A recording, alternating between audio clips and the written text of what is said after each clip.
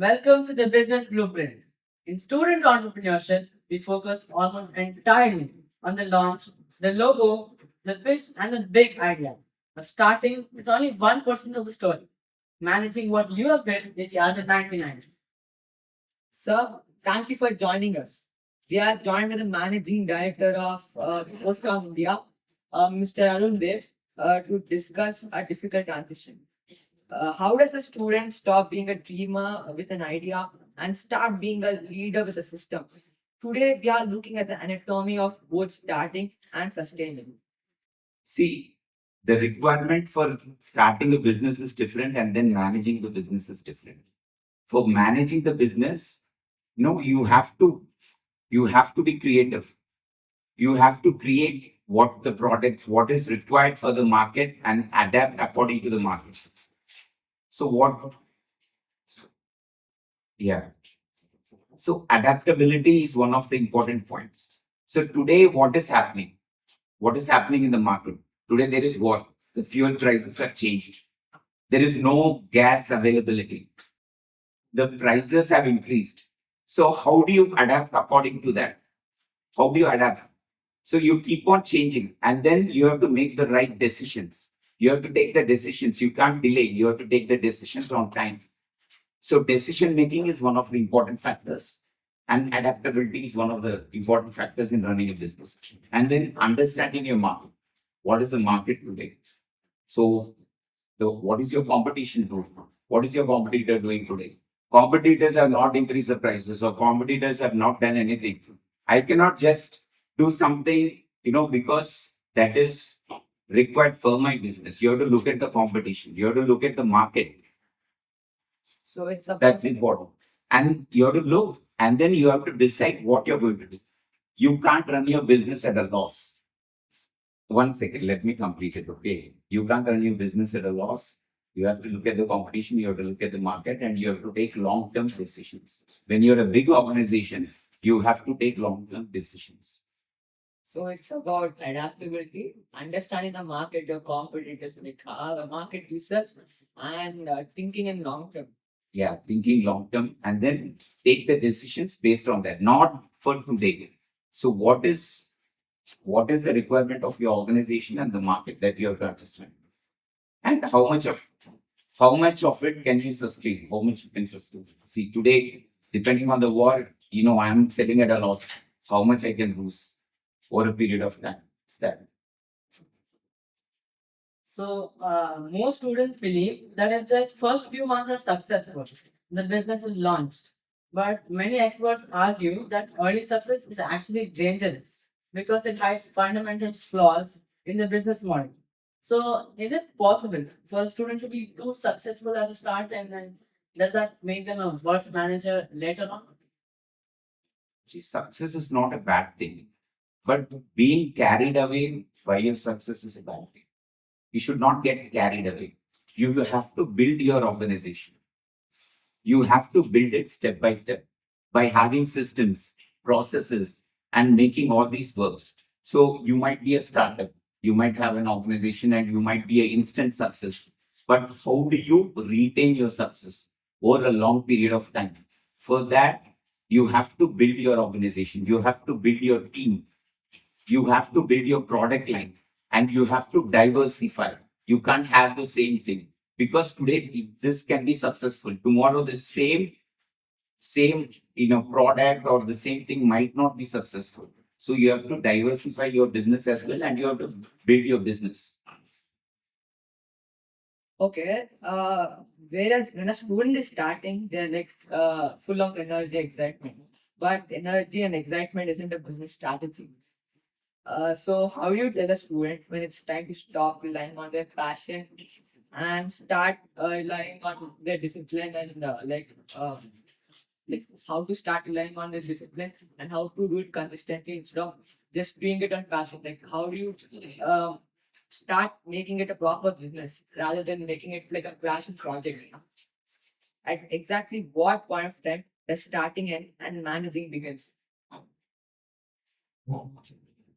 See, you start by research. You have to research about that. How do you research about the video games, learn, work, Then you have to know, understand what is the market and how do I create such a company. Then the funds. What is the funds required? What is the thing? Then how do I build such an industry? It starts with that. So here in Sloka Talk, we talk about businesses. So as about you, what are the challenges that you faced in the starting of your business? Okay. I'll tell you how my journey began. Okay. So in I completed my graduation. Then after that, I went to a business management. I went to an MBA university. So there they were teaching me all about the business and everything, but it was not very practical. So I opted out of that and I came back to my industry and started working in our biscuit plant. And then one more thing you have to understand is, for me, it's not exactly like a startup. It's like I'm from second generation. So certain things were easier. But then what I started was a confectionery. It was completely different. So we started producing candies, chocolates, toffees, wafers, various things. So again, when you come to this, what is right now happening? So suppose your father or someone has an industry, or maybe someone, they have a business, they have a retail store. Just to run it as the way it is running, it's very easy. But you want to change, you want to grow, you want to improve your business, you want to go into a different product line, then it gets difficult. So then what you have to do? Again, you have to do the basic research about that, understand the market, and then you have to get the funds for these products. So what is the thing? So when I started the thing which was most important for me was knowledge about. I started learning about the business and learning about the machinery, what I was doing. Suppose specifically, if you say there was a boiler which was producing steam. So we had a smaller boiler which was running because we were producing about 4 to 5 tons of candies every day. So we had improved our market and we had to produce 15 tons every day. So we needed a new boiler. Okay. So how do I get a new boiler? I didn't have any idea about it. No knowledge. So I asked our people, I asked a purchase manager, how do I get a boiler? So he called up one of his friends. Okay, for this particular boiler. So there was this particular boiler company called Vision. Okay. They asked them, okay, this Vision company boiler, is it good? So the person said, it's good. It's working fine. It's working fine. Yeah. What is the price? He said some X. Suppose say 30 lakhs. He said 30 lakhs. Then this guy, what he did, he wanted to prove he was the best. So he called him. He got extra discount and he got it for 25 lakhs. Okay, the boiler. I was not happy with what he said.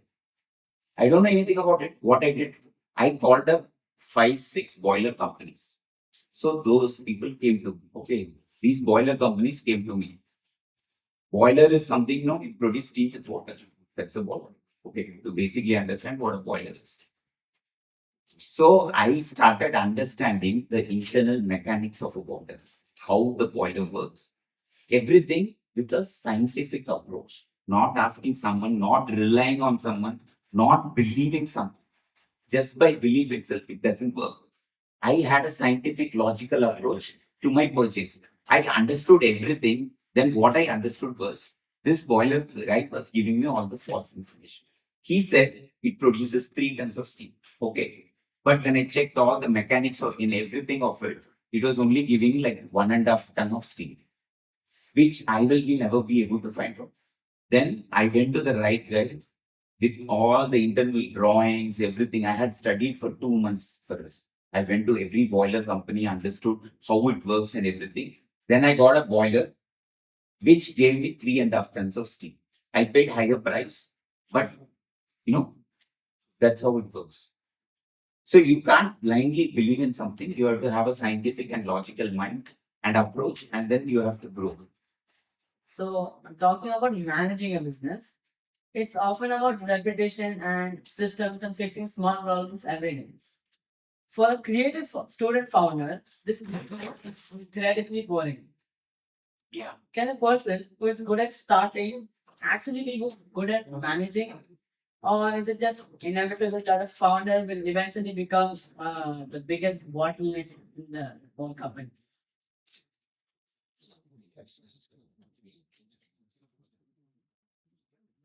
Yeah, that's a good question. See, what is leadership? Leadership is, motivating and leading others. That's what everyone thinks. But leadership is motivating, leading oneself, and basically learning the required skill sets, how to manage the business. So you have started your business, it has been successful. Okay, it has been successful, but then today what has happened? Your business has grown. You have to face different challenges. So what do you have to do? You have to learn, you have to improve, you have to, you know, learn the required skill sets which your business requires. And when you start learning, you know, and when you start leading yourself, when you have the vision, then you won't be the bottleneck. When will you be a bottleneck? You don't have the required skill sets. You have not grown along with your business. And if you have not grown along with your business, then you become a bottleneck. So it's about upskilling to target. Yeah, absolutely. So I have another question. Okay, I have done some research about your background in history. So I have got to know that you have managed some chicky company, some biscuit company, and now you are the managing director of Ocean. So It's a confectionery right now where we manufacture chocolates, candies, toffees, wafers, cookies, and all these different products. So, what was your learning? Like, what have you learned from your experience of managing these many companies? See, to lead an organization, your team has to trust you.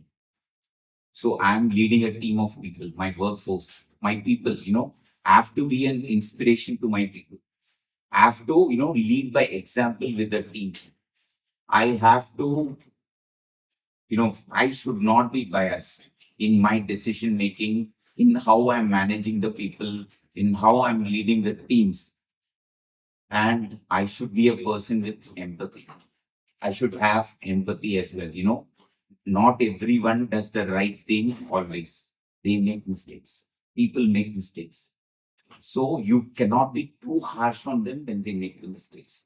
You have to explain it. You have to take the profits as well as your losses with a smile. You have to take your, failures. You have to understand we fail. But what is the thing? You should never give up. You should always you should always keep on trying with a single mindset that I have to succeed and I have to make my team succeed. It's not yourself. It's you're working as a team. It's not your growth. It's not only your organization growth. It's about the growth of every individual, your team, everyone in the team.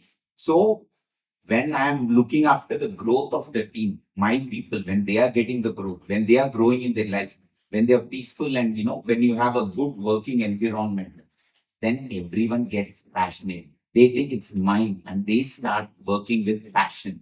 They start working with commitment. They start working with determination, you know, and people, that's a passion you create in them. And then the other thing is, the kind of beliefs you install in them. You should make people believe in themselves. When they come, people don't have belief. So you have to, make them believe in themselves. And the other thing is, you should not demotivate people. It's like your words. Your words are the most important thing. We should never use negative language. We should always use positive language. Whether I am a leader, I'm a business person, when I'm a teacher, anyone, it might be anyone, even if it's a student or a parent, anyone, we should never use negative language in front of children, your workforce, everything. Those words should be such a way, even criticism should be positive. It should not be negative. Criticism should be positive in such a way that it helps them learn from the mistake and grow. It's not be crushing on anyone.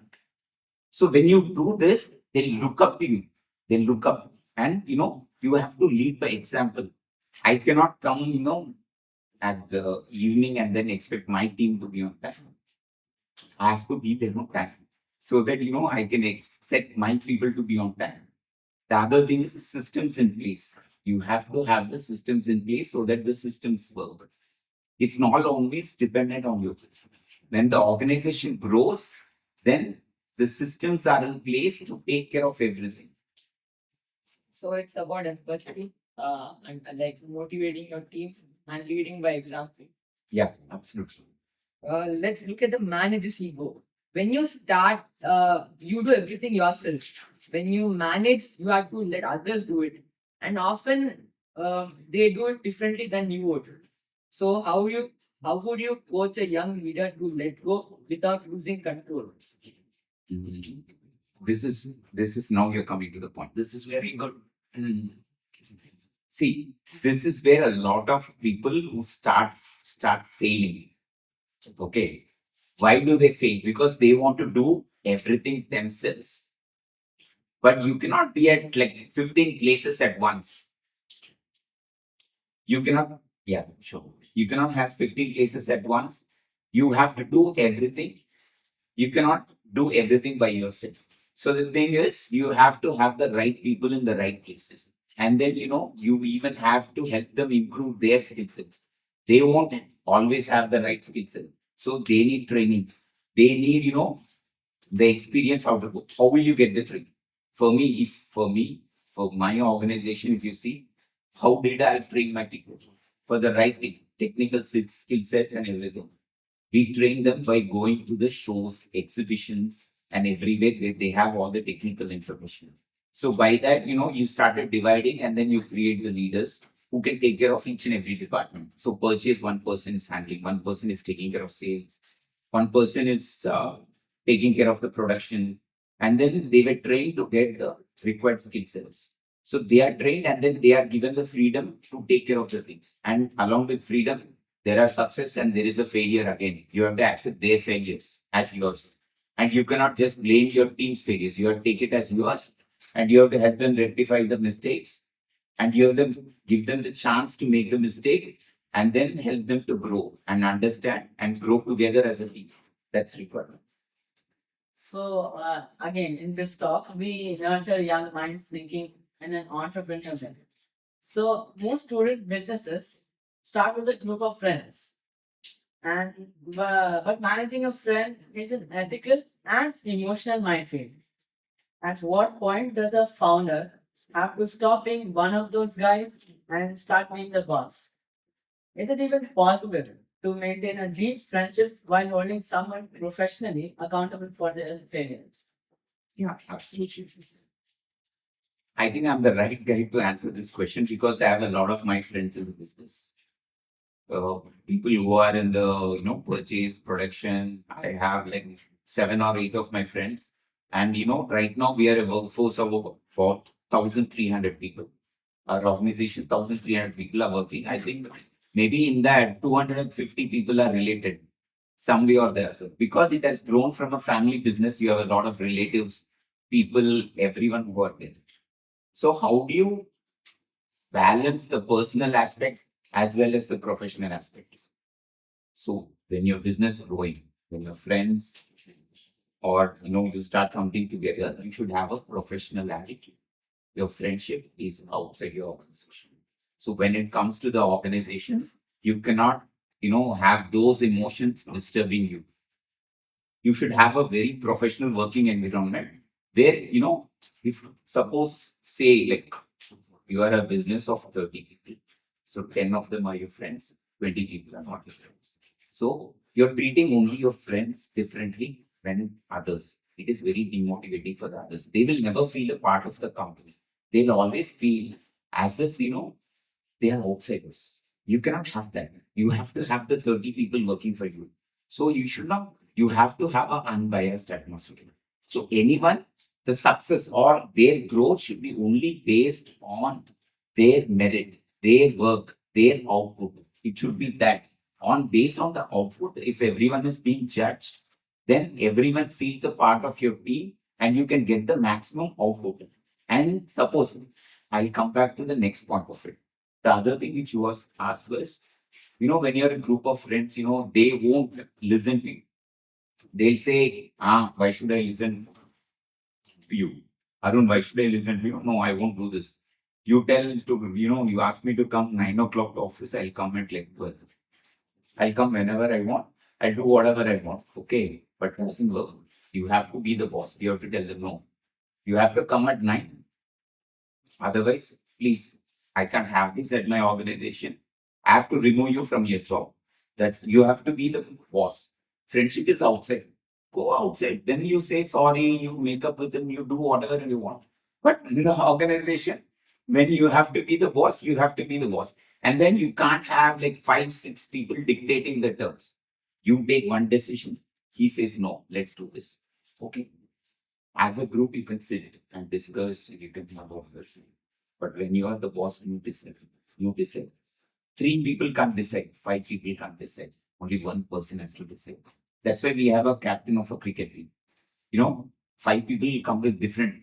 You want a player at square leg, one say no, you want to have an offside, one will come and tell, but the captain has to decide. Captain has to decide, no, this is it. This is what everyone has to do. That's what a boss has to do. You have to be the boss sometimes. Sometimes you have to let go. When the other person makes the right decision, you can't let your ego come in between. And then, no, it's mine. No, what the organization requires. It's not about you. When you're leading an organization, it's not about you. It's about the organization. It's as about everyone. So when they are suggesting something which is the best for the organization or for the team, you can take that and you can implement it. There is nothing wrong with that. When a business is established, you move from hiring friends to hiring experts. How does a student manager handle the insecurity of hiring someone who's older, who is more experienced than you, who is more smarter than you? How do you lead someone who knows more about the job than you do?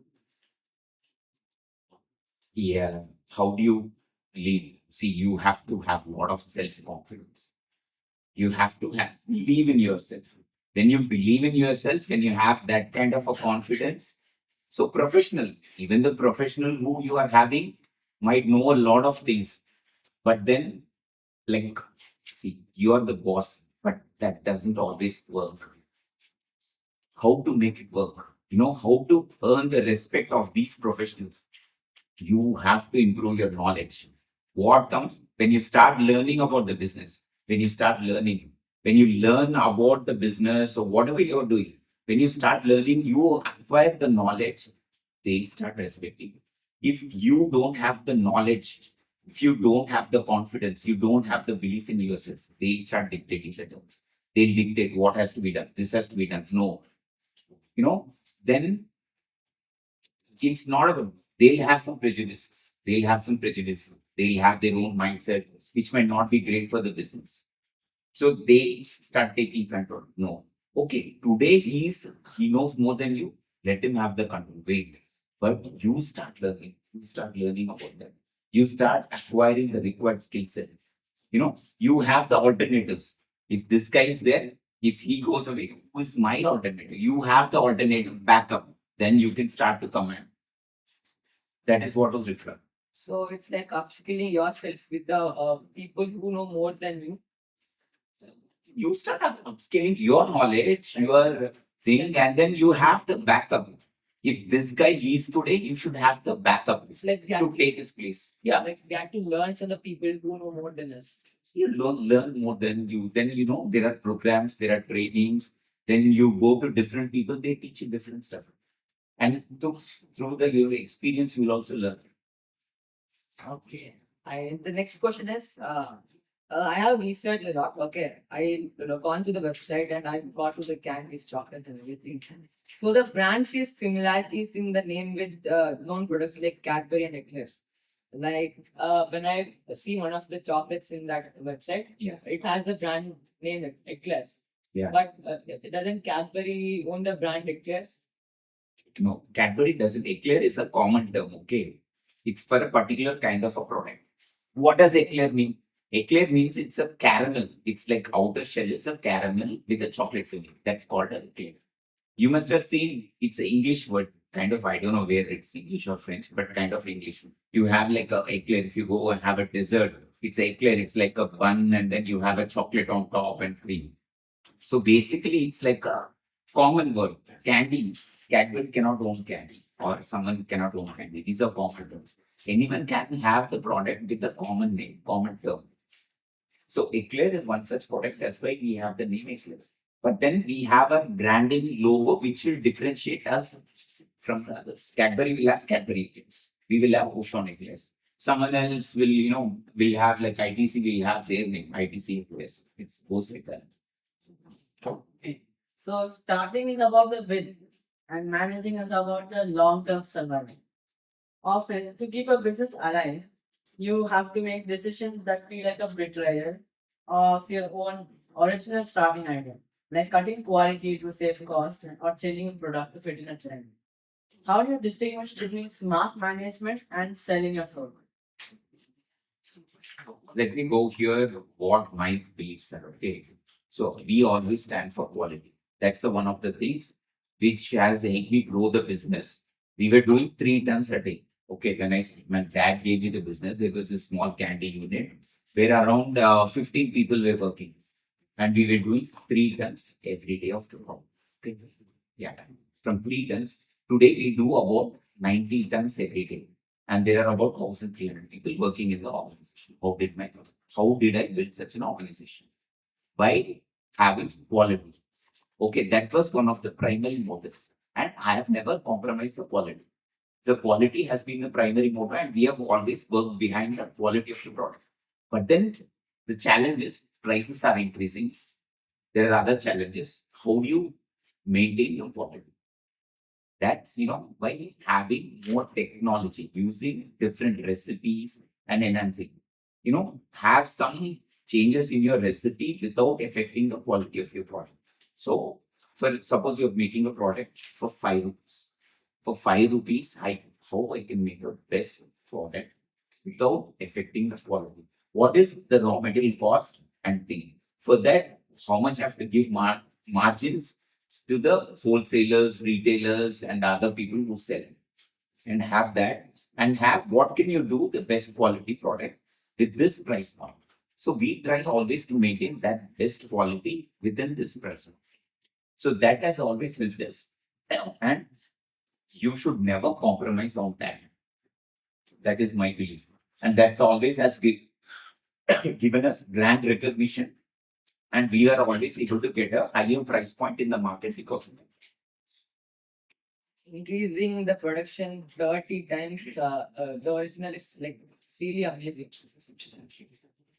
Finally, sir, if a student comes to you and today and says, I have started my business and now I'm exhausted by the daily management of it, would your advice be to sell it and start something new? Or is the exhaustion actually the most important part of the learning? See, exhaustion is never part of the learning. You should never be exhausted. If you're exhausted, that means you're doing something wrong. So why are you being exhausted? Because you're handling too much on your own. So if you're handling too much on your own, you're bound to be exhausted. So what you should do, you should have to diversify. You have to have, delegate your tasks. You have to delegate, have the right people in the right places so that these people, take care of the particular job so that you're free to, relax or do what you want. So you have to be smart about it. And when you delegate your work and have the right systems in place, you can get the job done without being exhausted. So if you are being exhausted, it means you're handling too much, you're doing everything, you don't have the systems and you're not delegating your work. That's why you're getting exhausted. Or you have lost the passion for this particular kind of a business. If you have lost your passion, you don't want to do it, then it's a different thing altogether. So, when you lose your passion, then you can never be happy with the business. So today we have explored the two halves of the entrepreneurial soul today. The spark of the start and the island of the management. Sir, thank you for your intellectual honesty. So, to our student listeners, the blueprint for success requires you to be two different people, the one who dares to start and the one who is disciplined enough to stay. Thank you for joining us. Thank you so much. Thank you, students.